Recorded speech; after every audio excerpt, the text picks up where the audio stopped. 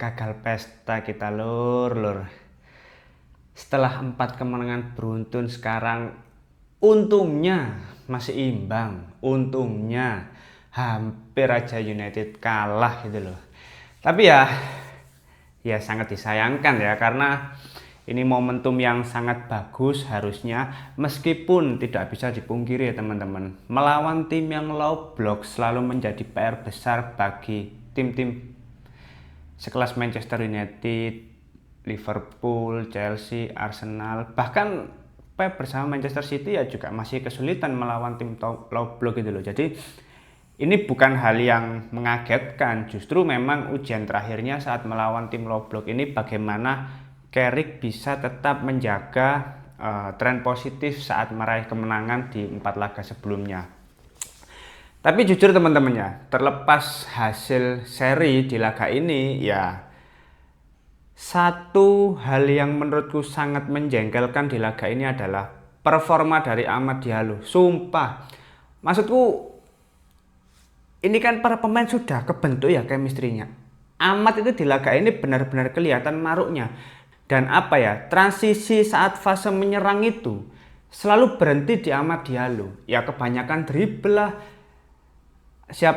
Dalo yang sudah mulai overlap, invert ke tengah juga nggak diumpan, dia malah lama pegang bola, asli gregetno.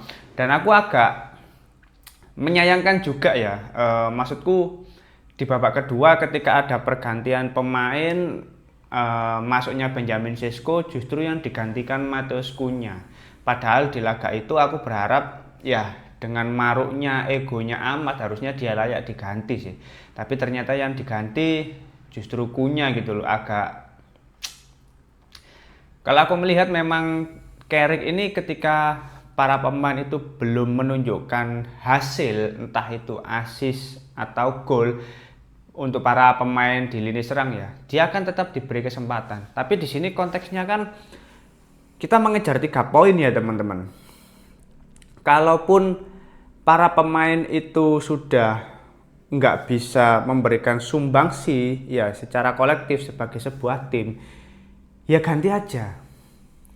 Tapi mau gimana lagi, Amad yang selalu diberi kesempatan. Aku agak gedeg juk sumpah ndelok Amad itu gowedeg juk nak laga mau iku.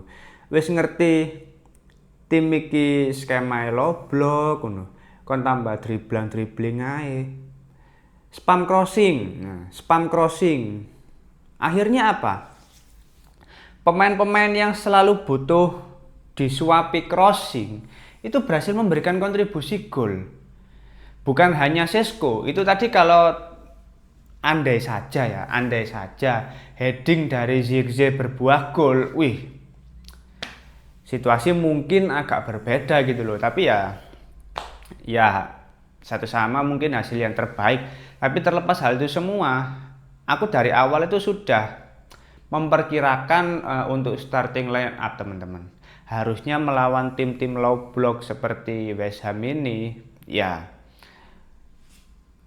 untuk lini serang harusnya Sesko yang tampil sebagai starter. Untuk apa? Tujuannya agar banyak spam crossing yang bisa dimaksimalkan dengan baik oleh Sesko, yang harapannya headingnya, shot-shotnya itu bisa dikonversi menjadi gol. Nah, harapannya kan itu. Tapi ternyata starting 11 nggak berubah ya. Oke lah, itu mungkin keputusan Carrick, Steve Holland dan para staff lainnya.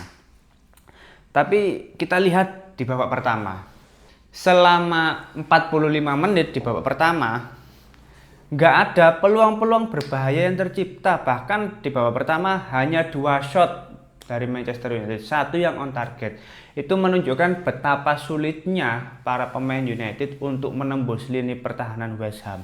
Baru di babak kedua mulai sedikit terlihat peluang-peluang dari para pemain United.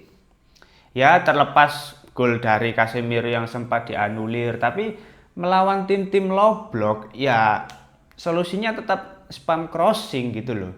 Main spam crossing aja, nggak usah lama-lama pegang bola. Toh para pemain West Ham juga nggak terlalu ngepres, maksudku ngepres tapi nggak full selama 90 menit. Justru lebih banyak aspek fisikalnya gitu loh di laga ini para pemain West Ham. Jadi sebetulnya sangat disayangkan, apalagi gol dari West Ham itu menurutku juga transisi cepat dari para pemain West Ham dan lini pertahanan Manchester United yang telat dalam melakukan antisipasi, dimulai dari tackle Luke Shaw yang ternyata tidak berhasil. Akhirnya ya sayang sekali, asli. Weman ini harusnya kalau kita menang, 5 kemenangan beruntun ini kita bisa memiliki jarak poin yang semakin jauh dari Chelsea, dari Liverpool ya, dan semakin dekat dengan Aston Villa. Asalnya kan Chelsea juga imbang lawan Leeds 2-2. Terus habis itu Villa juga belum main. Kalau misalkan MU menang kan bisa tetap mengamankan posisi peringkat 4 gitu loh. Ini kan agak-agak rawan juga. Maksudnya persaingan itu semakin ketat untuk 4 besar, 5 besar. Nah, jangan sampai Manchester United tidak bisa memaksimalkan momentum dengan baik. Dan aku melihat di gol dari para pemain Manchester United ya, finishing dari Sesko udah bagus, crossing dari Mbeumo. Nah, inilah yang harusnya dilakukan Ahmad sejak awal, itu seperti yang dilakukan Mbeumo. Crossing aja. Dan terbukti kok, Zirkzee juga ada peluang yang sangat bagus meskipun sangat tipis dengan Mister Gawang. Terus Sesko first touch-nya itu kan gol-gol kualitas dari seorang striker. Gol dari Niel striker itu, dari Sesko itu. Terus heading Zirkzee itu kalau gol juga pasti bagus itu. Tapi sayang sekali para pemain masih kesadaran kolektifnya untuk memaksimalkan peran Sesko, peran Zirkzee sebagai target man itu tidak dimanfaatkan dengan baik gitu loh. Sulit. Bahkan jarang sekali akhirnya di laga ini. Hanya selama 90 menit ya. Hanya 7 shot kalau nggak salah. 3 yang on target. 90 menit hanya 3 shot yang on target. Itu kurang kesulitan apa para pemain Manchester United. Jadi ya sebetulnya ini sumpah eman banget. Kudune aku iki wis sesumbar, wis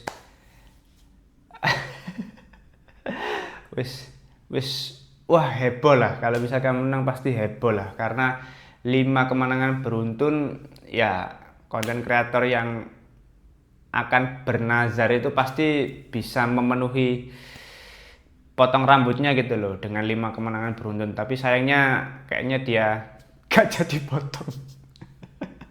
Sakno itu. Wis dinteni wis pesen barbershop tibae kasih potong sakno. Eman. Tapi gak penting lah ngomong no konten kreator. Tapi kembali lagi teman-teman, ini tetap menjadi PR bagi Carrick, dan untungnya dengan hasil seri ini rekor tak terkalahkan Michael Carrick saat menjadi pelatih interim di Manchester United masih tetap terjaga. Tapi ini tentu bukan hal yang baik. Ini adalah sinyal atau alarm bagi para pelatih dan juga stafnya bahwasanya untuk memecah kebuntuan seperti ini ya harus ada solusinya. Dan Steve Holland mungkin akan lebih memikirkan, akan lebih mengevaluasi para pemainnya bersama Michael Carrick untuk mencari kekurangan atau kesalahan dari para pemain United setelah laga ini. Harus. Apalagi ini masih kurang sekitar 12 pertandingan lagi. Ini udah sangat ketat, jarak antar tim, poinnya sangat tipis. Jadi satu kali kekalahan pasti akan berdampak sangat buruk terhadap posisi klasemen. Apalagi target zona Champions League itu masih belum diamankan oleh Manchester United. Maka dari itu 12 laga tersisa ini jangan sampai ada yang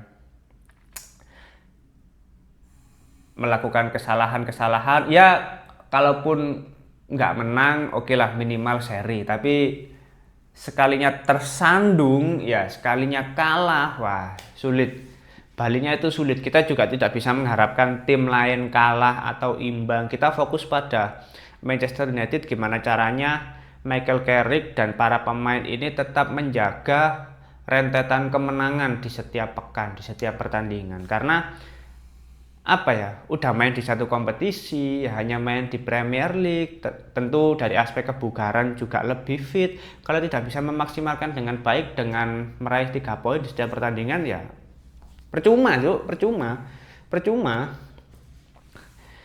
Ya mungkin itu dulu ya untuk review singkat. Sebetulnya nggak perlu banyak-banyak bahas ini, toh ngelawan West Ham yang dilatih Nuno ini sama saja kayak ngelawan Forest ya. Tipikal Nuno memang kayak gini ya kalau main low block ya. Jadi ya udah nggak ada aspek-aspek yang istimewa menurutku di laga ini. Hanya gol dari Sesko yang menunjukkan kualitas dia sebagai real striker. Cara Michael Carrick dalam melakukan pergantian pemain udah lumayan bagus, karena ketika kesulitan dalam mencetak gol dia memasukkan penyerang ya, memasukkan Joshua Zirkzee menggantikan Diogo Dalot. Tapi yang aku sayangkan di laga ini kenapa Ahmad tidak ditarik keluar, karena dia secara kontribusi secara statistik dia hanya menjadi pemain yang menyelesaikan 3 dribble gitu loh. Buat apa dribble banyak kalau nggak menghasilkan gol, nggak menghasilkan assist, percuma.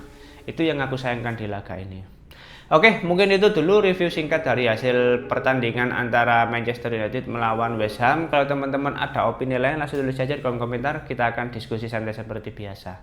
Terima kasih sudah menonton video ini. Jangan lupa like, comment, dan subscribe. Salam.